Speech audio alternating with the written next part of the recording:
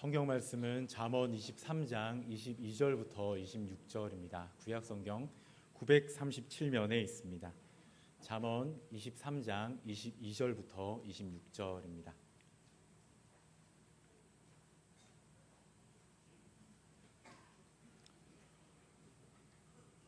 너를 낳은 아비에게 청종하고 내 늙은 어미를 경히 여기지 말지니라.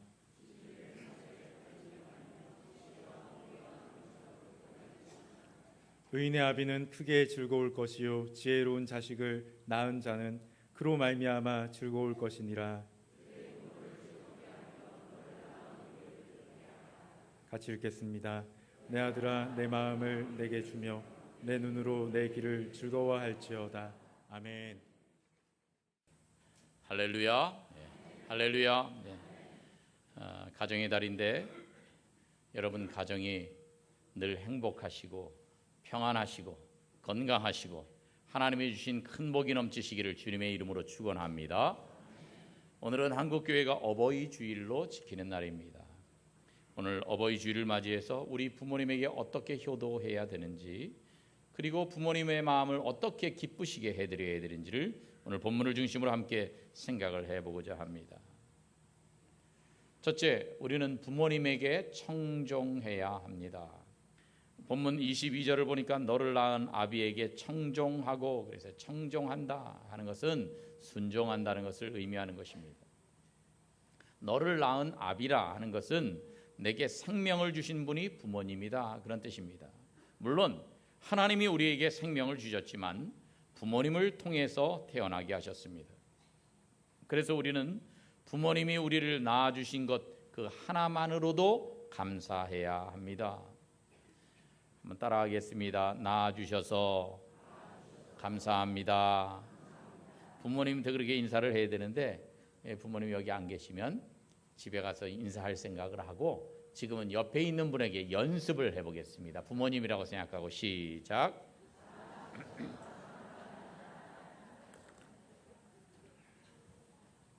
우리가 말로는 낳아주셔서 감사하다 그랬지만 낳아주신 것만으로는 감사하지 못하는 경우들이 많습니다. 부모님이 나를 공부를 많이 시켜줘야 감사한다든지, 부모님이 내게 돈을 많이 주셔야 감사한다든지, 뭐 그렇게 생각하는 사람들도 있습니다. 아니, 다른 부모님하고 우리 부모님을 비교해서야 되겠습니까? 그런데 비교하는 경우가 있어요. 아니, 뭐 다른 집 부모는 뭐 자식들 공부를 많이 시켜줬다는데 우리 부모님은 나한테 한 게 뭐가 있어? 아니, 여보, 다른 집들 보면은 부모님이 자식들에게 재산도 많이 물려준다는데 당신 부모님은 하나도 물려주지도 않고 이게 도대체 뭐 하는 거야? 여러분, 부모님이 뭘 주어야 공경합니까?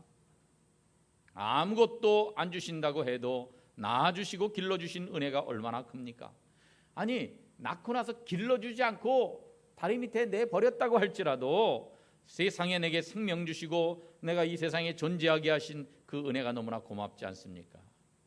그래서 다른 아무 조건 없이 나를 낳아주신 것 하나만으로도 부모님께 감사하고 순종해야 되지 않겠습니까? 그래서 다른 부모와 비교하지 않고 나를 낳아주신 것만 해도 감사하면서 부모님께 순종하는 여러분 되시기를 주님의 이름으로 축원합니다. 충북 제천 출신의 판사가 한 분 계시는데 그분이 허리가 굽은 장애인이었습니다. 그분이 장애인이 된 데는 내력이 있습니다. 어린 시절에 그 아버지가 술과 도박에 빠져 있었어요. 도박에 빠져 있는 분들이요, 이 도박에서 잃어버리고 나서도 그리고 후회를 합니다. 그래서 다시는 도박을 안 하겠다 그럽니다. 그 맹세할 땐 진심으로 해요. 그런데 조금 지나면 또 해요. 그래서 그 다음엔 안 믿으니까 손가락을 자릅니다. 이 도박하는 손가락을 잘라요. 절대 안 한다. 그런데요, 요 손가락 없어지면 요 손가락으로 하고, 요 손가락 없어지면 왼손으로 하고, 왼손 손가락도 잘라버리면 나중에는 발가락으로 한대요. 발가락에 끼워가지고. 이 아버지가 그랬어요. 그래가지고 번번이 노름 끊겠다 그랬다가 다시 노름을 시작을 합니다. 그래서 논과 밭과 모든 가산을 다 탕진했습니다. 집안은 완전히 거지가 됐습니다. 온 가족들이요 먹고 살 길이 막막합니다. 그때 이 남편이 그러니까 아내가요 애들 먹여 살려야 되겠으니까 삭바느질 품을 팔아서 간신히 입에 불칠합니다. 그런데 아버지는 한밤중에 들어와 가지고는 집안을 들여엎고 돈 달라는 거예요. 노름하러 가게. 노름 미천 달라는 겁니다.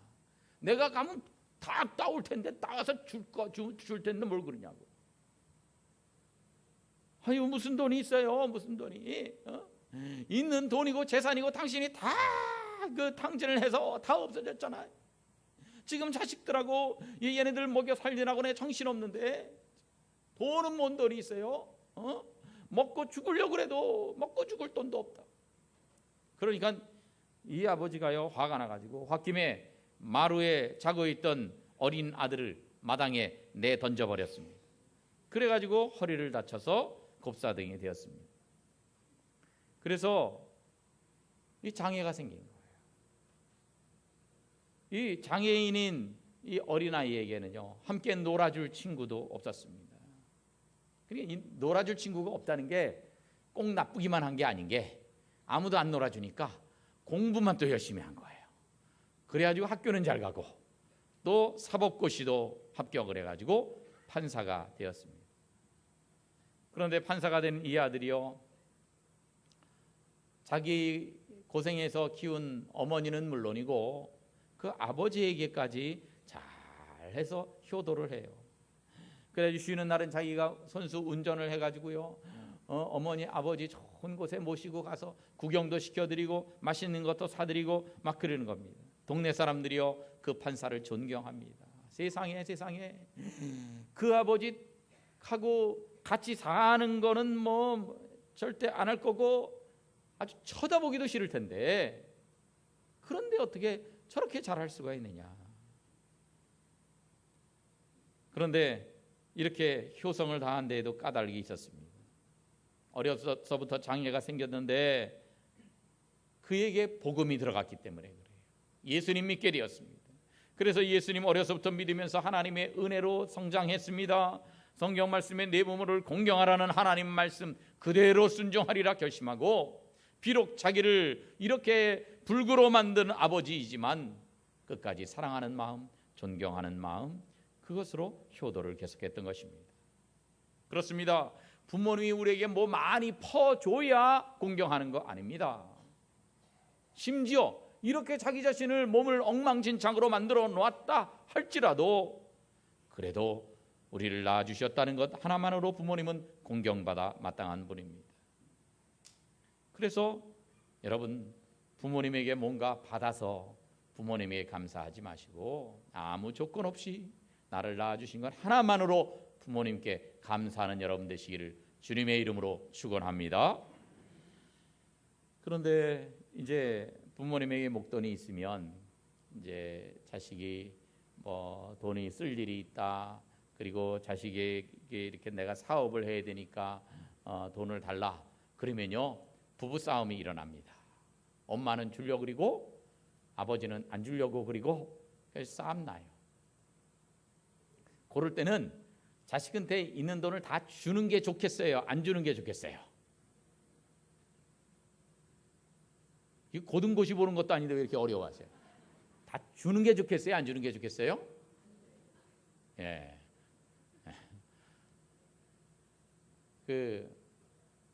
이젠 정설이 돼버리고 말았어요. 자식한테는 돈을 미리 다 주면 안 된다. 죽을 때까지는 주지 말고 돈을 붙들고 있어야 된다는 거예요. 안 그러면 미리 주면 그 고마운 거는요 며칠을 못 간대요. 그다음부터 그건 다 자기 돈이라고 생각을 하고 고맙게 생각하지도 않고 돈 없는 부모는 오히려 괄시를 받는다. 이게 정설이에요. 그래 여러분 주거나 말거나 여러분 알아서 하시기 바랍니다. 그런데 이게 요즘만 그런 줄 알았더니 옛날에도 그랬어요. 문호 셰익스피어는 이렇게 말을 했습니다. 아버지가 누더기를 걸치면 자식은 모른 척하지만 아비가 돈주머니를 차고 있으면 자식들은 효자가 된다. 그만큼 돈이 있어야 효도를 받는 그런 세상입니다. 그래서 어떤 아버지는 그랬다는 거예요. 자식들 이름으로 통장을 하나씩 다 만들어. 다 통장. 너희 이름으로 통장 내가 다 만들어놨다. 내가 죽을 때까지 갖고 있는다. 갖고 있는다. 그러니까 자식들이요, 저 통장 나중에 받으려면 잘해야 되지 않겠어요? 기분 나쁘게 해주면 이 통장에서 이리로 다 빼버릴 텐데. 그래가지고 잘했대요. 효도를 잘 받았답니다. 그리고 돌아가신 다음에 자식들이 통장을 받아서 열어보니까 개인당 2만 원씩 들어있더래요. 예? 오죽하면 뭐 그렇게까지 했겠어요. 여러분, 우리가 부모님에게 더 이상 무엇을 받을 생각을 하지 말고 철저히 드릴 생각을 해야 합니다.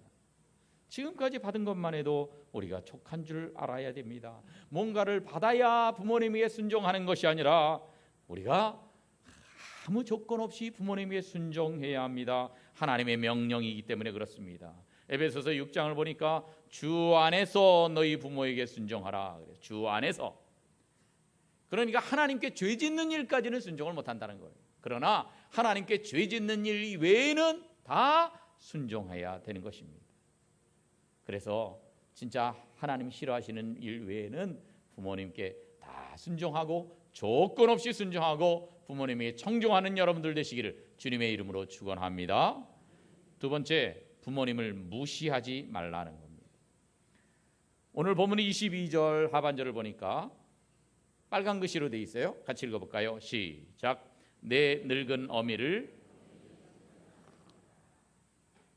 경히 여기지 말아라 그랬어요. 경히 여긴다는 단어는 히브리어로 부즈인데 이것은 무례하게 대한다, 얕보다, 멸시한다 그런 뜻이에요. 그러니까 부모님이 연세가 드시면요, 세상 물정에 대해서 좀 어두워지세요.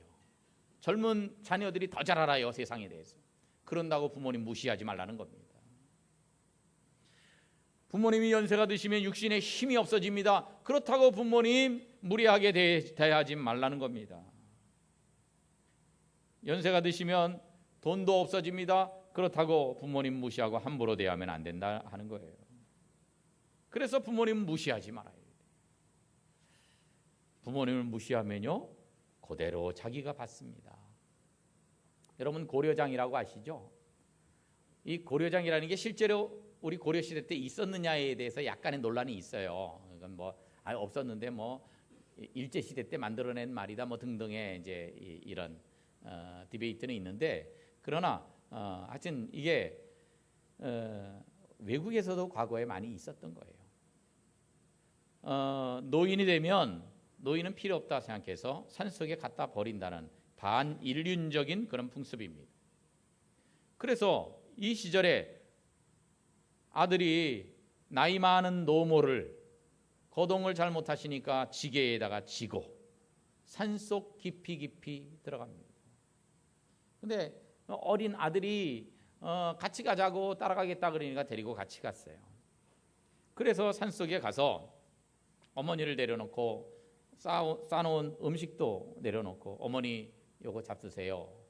근데 거동을 못하시는 분이 그 음식 다 잡수고 나면 어떻게 되라는 거예요? 죽으시라는 거예요, 거기서. 그리고는 이제 우리 집에 가자. 그리고 아들을 데리고 돌아가려고 그러는 겁니다. 어머니는 거기 놓고. 그랬더니 아들이 하는 말이, 아빠 그 지게 가지고 가야지. 이 지게 뭐 좀 많이 낡았으니까 저거 여기다 버리고 가자. 안 돼, 가지고 가. 왜? 저거 가지고 가야 아버지 늙으면은 저 지게에다가 아버지 짊어지고 여기다 갖다가 또 버릴 거 아니야? 그러더라는 거예요. 그래서 아이고 안 되겠다 생각해가지고 그 노모를 다시 지게에다가 태워서 집으로 돌아왔다는 그런 이야기가 있습니다. 여러분들이 효도하는지 효도하지 않는지 자식들이 보고 있습니다. 효도하지 않고 부모님 무시하고 그렇게 하면은요, 아이들이 보고 배우게 되어 있고 우리가 하는 대로 우리가 받게 되어 있습니다. 여러분, 우리가 부모님을 잘 모셔야 돼요. 다음 그림을 보면 이게 이제 자식 부부와 애들이 놀러 간 사이에 부모님은 혼자 계시다가 혼자 아무도 모른 채 쓸쓸히 돌아가신다. 그래서 고독사라고 하는 거예요. 고독사 그림. 혼자서 죽음을 맞이하는 고독사가요, 점점 늘어가고 있습니다. 2014년 통계에 보면 우리나라예요. 우리나라 2014년 통계에 고독사 하는 분이 1,379명이었습니다. 2017년도에는 2,008명으로 해마다 증가하고 있어요. 그리고요, 작년 말까지 통계는 아직 없어요. 작년 상반기까지의 통계가 있는데 작년 상반기까지 1,290명이 고독사를 했어요. 그러니까 산술적으로 계산하면 2배로 쳐야 되겠죠. 그러니까 해마다 증가하는 거예요. 많이 증가하고 있습니다. 다음 신문 기사를 보면 이거는 작년 얘기도 아니고 올해 4월 24일 날 보도된 기사예요. 청주에서 82세 노인이 혼자 사시다가 돌아가셨어요. 아무도 모르는지. 여러분, 누가 신고하지 않으면 아무도 모르는 채 이렇게 돌아가셔서 시신이 부패돼도 모를 정도가 될 수 있는 거예요. 이게 남의 일 같지 않은 세상이 되었습니다. 그래서 우리가 부모님에게 자주 전화를 하고 연락을 해봐야 됩니다. 그렇게 부모님에게 자주 연락드리지 않으면요, 돌아가셨는데도 모를 수 있어요. 이 노부부가 같이 살면 한 편이 돌아가시면은 그래도 알게 돼요. 그런데 혼자 사시는 분들은요, 아무도 몰라요. 그러다 보니까 냄새가 나서, 악취가 나서 그때서야 발견하고 그렇게 돼요. 그러면 그것이 자식 마음에도 얼마나 한이 되겠습니까? 그래서 우리가 자주 찾아뵈어야 돼요. 또 가뵐 수 없을 때는요, 자주 연락을 드려야 됩니다. 도대체 핸드폰이라는 건 도대체 왜 들고 계십니까? 그건 전화하라고 있는 거 아니에요. 부모님에게 전화. 부모님에게는 전화를 주고도 안 하면서 친구들하고는 30분, 1시간 동안 그렇게 쓸데없는 수다를 떠는데, 부모님한테는요, 부모님 살아계신지 안 살아계신지 1분만 전화해 보면 알 수가 있잖아요. 부모님에게 자주 전화 드려야 됩니다. 부모님이요, 자식들과 전화하고 대화하고 그것을 기다리고 계십니다. 또 손주들 얼굴 보여주기, 영상통화로 손주들 얼굴 이렇게 보여주는 거 얼마나 기뻐하시는지 모릅니다. 그래서 모시고 있는 것이 가장 좋지만 그렇지 못할 때에도 자주 찾아뵙고 또는 자주 연락을 드려서 혼자서 싸늘한 시신으로 발견되는 일이 없도록 해야 되지 않겠습니까? 그리고요, 부모님에게 돈이 필요해요. 아이, 노인네가 무슨 돈이 필요해? 노인네가 돈 쓸 데도 없지? 아니에요. 요즘은 노인들도요, 돈이 없으면 무시받는 거예요. 어디 나가서도 돈이 있어야 돼요. 그래가지고 늘 어떻게 노인정에 가서도 얻어만 먹을 수 있어요. 어쩌다가 나도 사야지. 그렇지 않으면 얌체가 되는데. 그래서 부모님에게 돈을 드리는 것이 아주 큰 효도 가운데 하나인 것입니다. 그래도 어버이날 됐다고요, 꽃을 이따만하게 큰 꽃바구니로 가져오는 거 하나도 안 반가운 거예요. 꽃은 한 송이면 돼요. 나머지는 뭐가 필요하겠어요? 뭐니 해도 머니가 제일이라는 거예요. 여러분, 우리가 부모님에게 필요한 것들을 이렇게 드릴 수 있어야 돼요. 여러분이 시어머니라면 며느리를 친딸처럼 생각하시면 잘해줄 수가 있습니다. 그리고 여러분이 며느리라면 시어머니를 우리 친정어머니다 생각하면 효도가 쉬워지는 것입니다. 성경은 부모님을 잘 봉양하라고 말씀하고 있어요.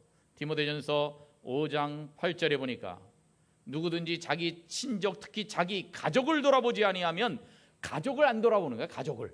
가족을 안 돌아보는 거, 이거 하나님한테만 나쁘게 하는 거 아니에요. 그런데 하나님은 이것을 뭐라고 여기시는 거예요? 믿음을 배반한 자로 여기신다는 거예요. 불신자보다 더 악한 자로 여기신다는 것입니다.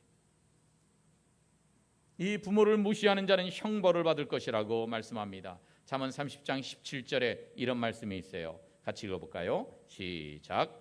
아비를 조롱하며 어미 순종하기를 싫어하는 자의 눈은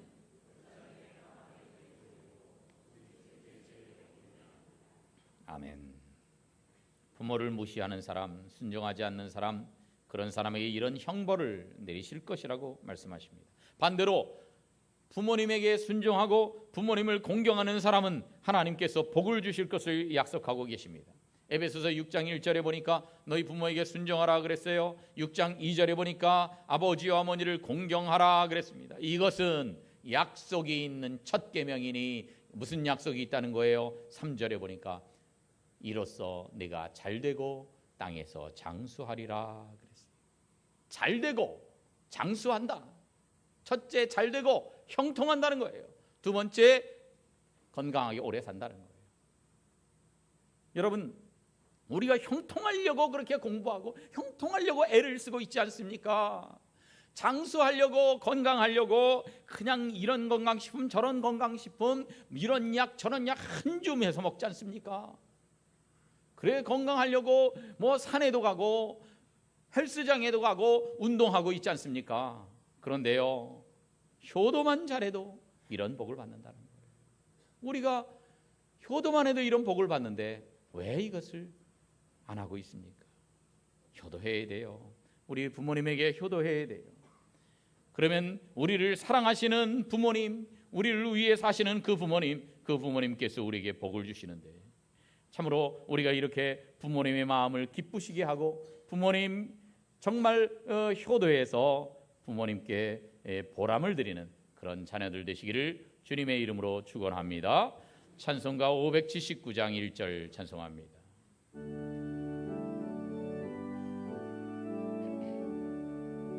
어머니의 넓은 사랑 귀하고 귀하다. 그 사랑이 언제든지 나를 감싸줍니다.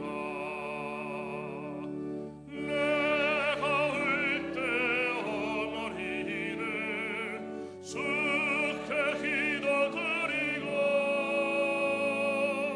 내가 기뻐 웃을 때에 찬송 부르십니다. 할렐루야. 세 번째로 부모님을 즐겁게 해야 됩니다. 오늘 본문 25절에 보니까 내 부모를 즐겁게 하며 너를 낳은 어미를 기쁘게 하라 그랬어요. 우리가 부모님을 즐겁게 하고 부모님을 기쁘시게 하려면 어떻게 해야 됩니까? 첫째는 부모님과 대화의 시간을 많이 가져야 돼요. 부모님 혼자 있으면 외롭습니다. 적적합니다. 그래서 대화하는 거예요. 부모님과 대화할 때 뭐 엄청나게 중요한 얘기를 꼭 하라는 거 아닙니다. 그냥 소소한 주변의 이야기, 그런 것들을 서로 이야기를 나누는 거예요. 대화하는 겁니다. 그리고 두 번째는 자녀들이 맨날 싸우면 부모님이 걱정하시니까 부모님이 걱정하시지 않도록 자녀들끼리 화목하게 잘 지내야 합니다. 그래서 자녀들끼리 아주 구순하게 화목하게 잘 지내는 게 이게 부모님에게 기쁨을 주는 거예요. 세 번째는 부모님과 함께 신앙생활을 잘해야 됩니다. 여러분, 부모님이 믿지 않는다? 그러면 부모님 전도하는 것이 부모님에게 최고의 효도를 하는 겁니다. 그대로 부모님이 예수 안 믿고 돌아가시면 영원히 지옥에서 고통을 받는데 그거야말로 얼마나 큰 불효예요. 그래서 부모님이 지옥 가는 걸 막아야 돼요. 천국에서 영원토록 사시도록 하는 것, 이것이야말로 가장 큰 효도를 하는 것이 아니겠습니까? 반대로 부모님이 신앙생활 잘하고 계신다. 부모님이 신앙생활 잘하는 부모님은요, 자식들이 신앙생활 잘하기를 원하세요. 그래서 그 부모님을 기쁘시게 하는 효도는요, 우리가 신앙생활 잘하는 것이, 그것이 부모님에게 기쁨을 드리는 것입니다. 그래서 부모님에게 이렇게 그 예수 믿게 하고, 부모님이 예수 잘 믿는 사람인 부모님은 또 자녀들이 예수 잘 믿기를 원하니까, 그래 예수 우리가 잘 믿는 것이, 그것이 효도하는 길입니다. 또 부모님 은혜에 대해서 우리가 감사하다고 하는 말을 자주 해줘야 됩니다. 어머니, 저를 키워주셔서 감사해요. 아버지, 저 공부시켜주셔서 감사해요. 감사하다 그래야 돼요. 부모님의 은혜를 기억하고 감사하다고 하는 말 한마디가 부모님의 마음을 얼마나 기쁘시게 하는지 몰라요. 여러분, 감사하다고 말하는 게 돈이 듭니까? 감사하다고 말하는 게 엄청나게 힘든 일입니까? 안 그런데도 불구하고 우리가 이걸 잘 못하고 있지 않아요? 오늘 어버이날, 어버이 주일인데 오늘 당장 가서 부모님 은혜에 대해서 감사하다고, 이렇게 나를 낳아주셔서 감사하고, 이렇게 나를 키워주셔서 감사하다고 꼭 말하는 여러분들 되시기를 바랍니다. 어떤 엄마가요, 초등학교 3학년짜리 아들이 있고 초등학교 1학년짜리 아들, 두 아들을 데리고 살았습니다. 남편은 오래전에 교통사고로 세상을 떠났는데, 근데 죽은 남편이 가해자로 몰려가지고 집 얼마 안 되는 전세금까지도요, 그거 다 보상하느라고 다 날려버리고, 그래서 한 푼도 없는 거예요. 길거리로 쫓겨나게 되었습니다. 그래 남의 집 헛간을 일부를 빌려서 거기다가 가마니를 깔아놓고 삽니다. 등불이라고는 백열전등 하나, 그 다음에 식탁이나 책상도 없어서 사각의짝 하나 놓고 그게 식탁이고 그게 애들 공부하는 그런 책상입니다. 그 이불 하나에다가 옷 몇 개 가지고, 이게 모든 살림인데 세 식구가 함께 살았습니다.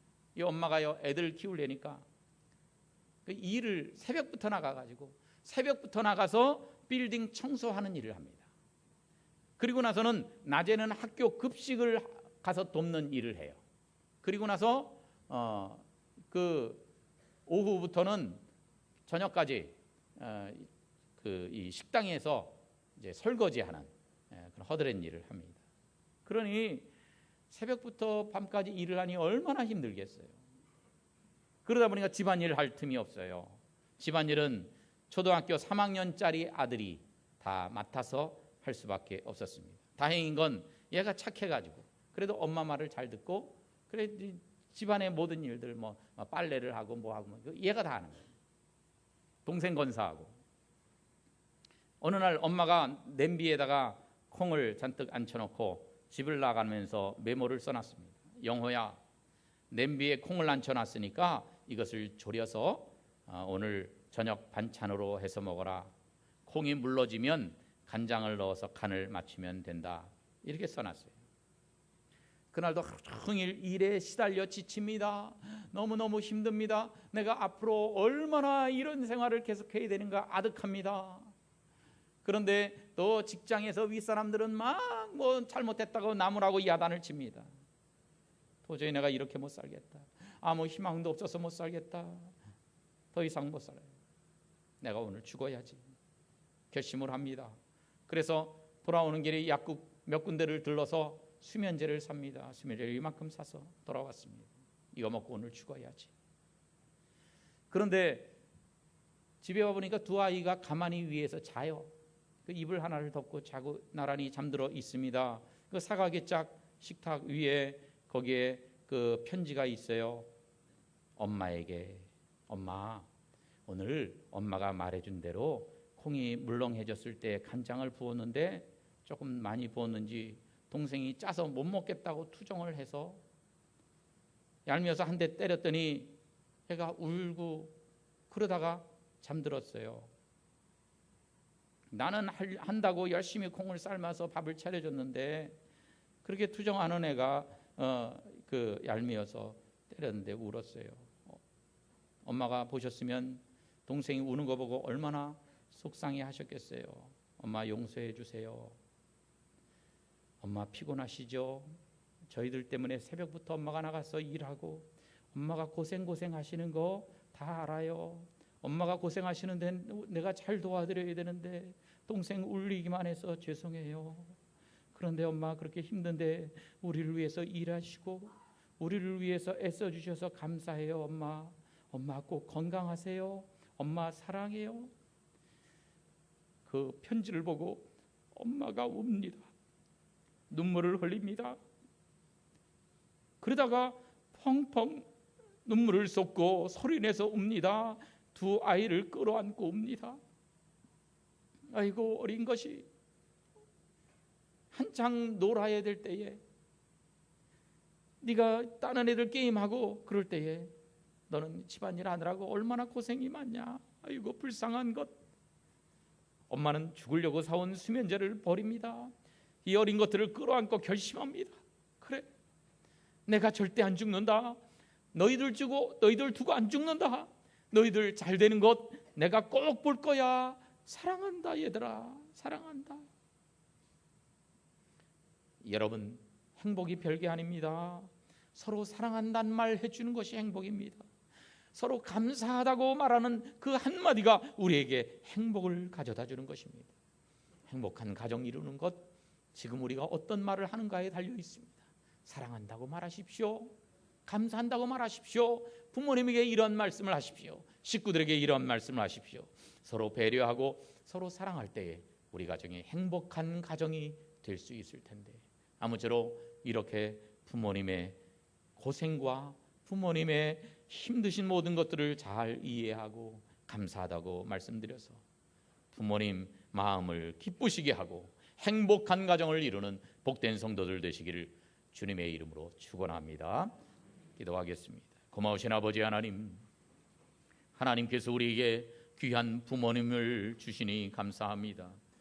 우리들에게 가족을 주시니 감사합니다. 아버지 하나님, 우리가 부모님의 그 귀하신 희생에 대해서 감사하게 하시고 또 사랑한다고 표현하는 저희들 되게 해 주시옵소서. 부모님의 마음을 기쁘시게 하는 저희들 되게 해 주시옵소서.